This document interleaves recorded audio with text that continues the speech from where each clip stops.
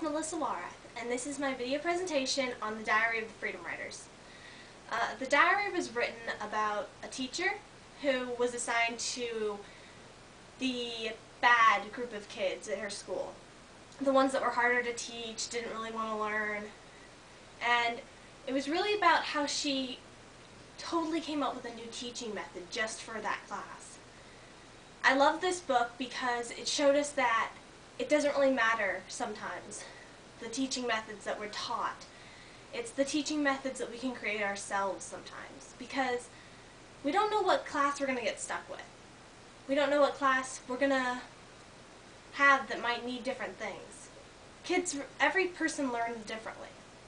And she really learned that in the book. And all her students, she had to come up with a whole new way of teaching just for those students, because they didn't learn like most kids did.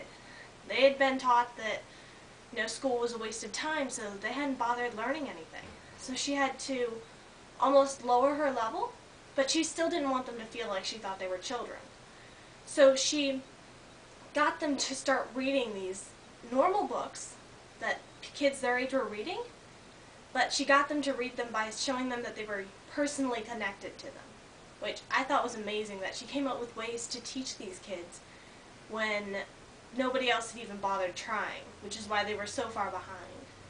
And that's another important point that I saw the book make, was that she decided not to leave any kids behind. Like lots of teachers, they just gave up on these kids. And I think when a teacher gives up on a kid, that's sort of like telling the kid that I can't teach you, which is just another way of saying you can't learn. And in all honesty, there is no kid who can't learn. You just have to think of a different way to teach them, which is what I loved about this book, was that it showed us that there are different ways to teach every kid, but there is honestly no kid that is incapable of learning. They all have different, they just have different times and ways they learn.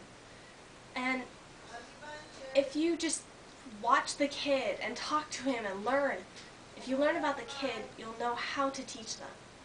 Which she invested all her time into these kids, and she learned so much about them. And then she had them write these journals, so they could actually tell her about their life experiences. And they were amazing journals about the great struggles these kids had gone through. And it was just amazing how much she helped these kids who everybody else had thought there was no help for. And that is why The Freedom Writer is now one of my favorite books.